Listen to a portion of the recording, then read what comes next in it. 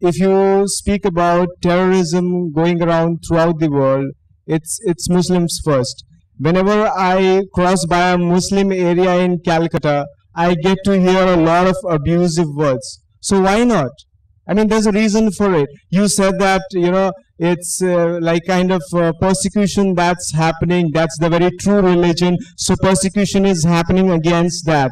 But then if something is happening, there's a reason for it. Every human being has a head to think, and he's thinking and he decides for himself, and he is abusing this religion more. There's a reason for it.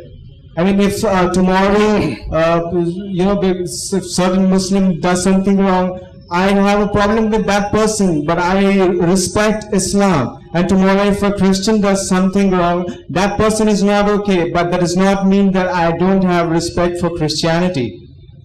Thank you, brother. You really answered my question, that you said Islam is the most abused religion and there's a reason for that. And you said that terrorism, the cause is Muslims and Islam. And then you said that whenever you pass an area belonging to Muslims, you hear a lot of abuses. Hypothetically, if I agree what you're saying is right, I've gone through Muslim area, I haven't heard abuses.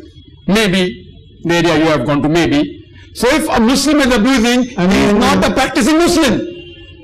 Who should be blamed? That Muslim, not the religion. Not the religion.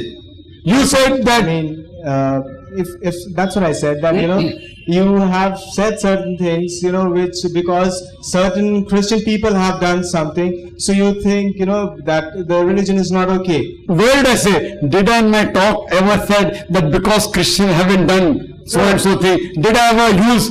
I have always quoted Bible. I'm coming to it. I said that Jesus is not God, peace be upon him, because Bible doesn't claim that he is God. Where did I use the word Christian? I never used it. When you pose the question trying to prove that Jesus Christ, peace be upon him, is God, I gave you references from your Bible. You quoted the verse, I gave you the reference. Where did I bring the Christians in between? Did I bring no?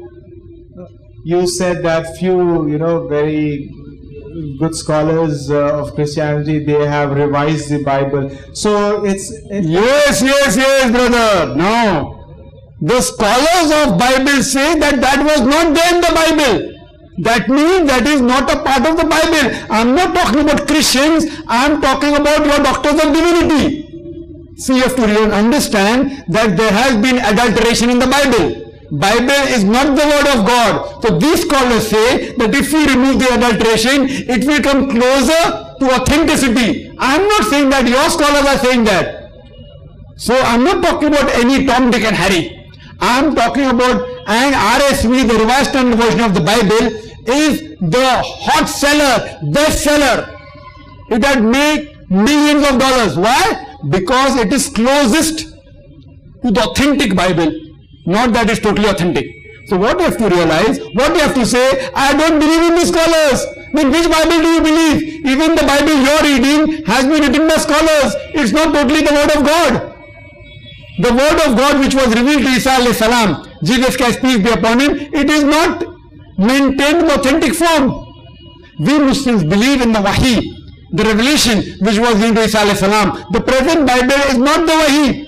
It is a mixture. The present Bible, besides containing word of God, it even contains the word of prophet, it contains the word of historians, it even contains pornography. Do you know?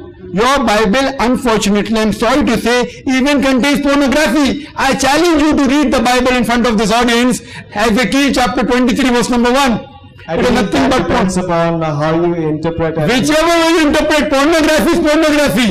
Whether you say it nicely or fast, pornography is pornography. You want to say, I want to say pornographic music for knowledge. What knowledge? Pornography is pornography. So therefore we say, this part cannot be the word of God. There are things mentioned in the Quran also, but the way it is mentioned, like if I have to say, I can use medical terminologies, I can say the same thing in a vulgar fashion, in a good fashion. I being a doctor, I know how to say. But if I use vulgar words, it becomes pornography. If I use medical terms, using right words, it doesn't become pornography. So brother, as you said, that Islam is being targeted, I agree with you.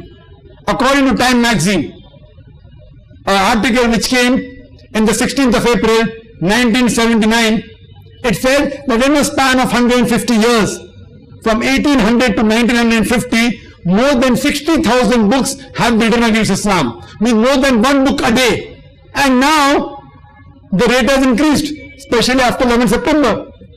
But just because you are saying that Muslim countries you find terrorism, I want to ask a simple question. The person in the world history who is known to be the most ferocious person, who is he? Can you guess? Hitler. Hitler. Who was he? Muslim? Who was he? No, I'm talking about the present day. I am asking, who was he? Who was he? He was a Christian. Christian. Just because Hitler incinerated 6 million Jews, I can't blame Christianity for that. I'm not blaming Christianity for that. Am I? No. It would be foolish on my part. But does the world say that Christianity is a religion of terrorism? In Gujarat, you know, more people were killed in Gujarat than on 11 September. Do you know that? According to reports, more than 5,000, 10,000 people were killed in Gujarat in riots. Who killed them? Butchered. Thousands of Muslim women were raped. Who did that? Who did that, brother? Who did that in Gujarat a few years back? Narendra Modi and his associates. Very good. Who are they? Muslims? Who are they? Muslims? Who are they? No. Who are they? They were Hindus. Hindus.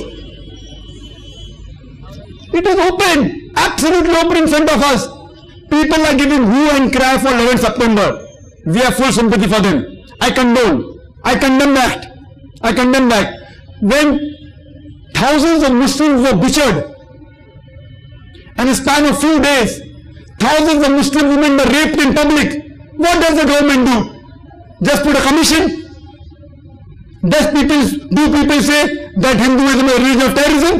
Do they say that? In our country, what are we talking about outside? What happened in Babri Masjid riots? Thousands of Muslims were killed throughout India. The problem is, brother, the politicians. I don't blame Hindu religion. I know the Hindu religion doesn't say that kill the Muslims. I know that. I am a student of Hinduism. Islam says if you kill any human being, whether Muslim or non-Muslim, unless it be for murder or for creating corruption in the land, it is as though you have killed the whole of humanity. Christianity also says that. But it is the politicians. Because they wanted to win. They want the vote bank. They don't mind killing thousands of human beings. Tomorrow, if someone convinces Narendra Modi that he becomes a Muslim, he becomes a Prime Minister, inshallah he'll become a Muslim. Inshallah. Why? Vote bank. Where are they practicing the religion? All these people you analyze, are they practicing religion? What do they know about the religion? What do they know about Hinduism? What do they know? They are a blot on the religion of Hinduism. So what people do, I even condemn the Muslims. Those Muslims who are actually involved in the act of terrorism, they are to be blamed. But every act of terrorism that you think may not be an act of terrorism. I have given a talk on terrorism and jihad and Islamic perspective, where I have clarified the concept that Islam is a religion of peace. It's a religion of peace. Right, if I'm not wrong, I believe if you translate Islam, it literally means peace. So why there's so much of terrorism? You know, when you think of terrorism, a very synonymous word to that is Islam. So why is it that? Because, you know, when you think of terrorism and such dirty acts, you know, every religion, there are certain people who do a lot of wrong things. In Islam, you know, it's in a very magnified manner. Why is it so? Why is it so? Very good question. Who is to blame? I am saying the human beings of today are to blame. For example, so is there a loophole in Islam? There is no loophole in Islam. It is a problem in the human beings. For example, if you lived in Gujarat, if I lived in Gujarat and someone raped your wife, someone raped your mother in front of your eyes, if someone raped your mother in front of my eyes, and I see that the rapist is living in front of me, he is going scot-free, what will happen? Have you one bandage in your hand? What will happen?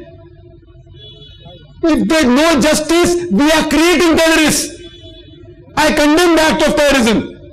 But if there is no justice, if the government cannot give justice to the thousands of women that have been raped, if you were there, if I were there, what would happen? Maybe you would have become a terrorist. Maybe I would have become a terrorist. Because of no justice. So where do you draw the line? I draw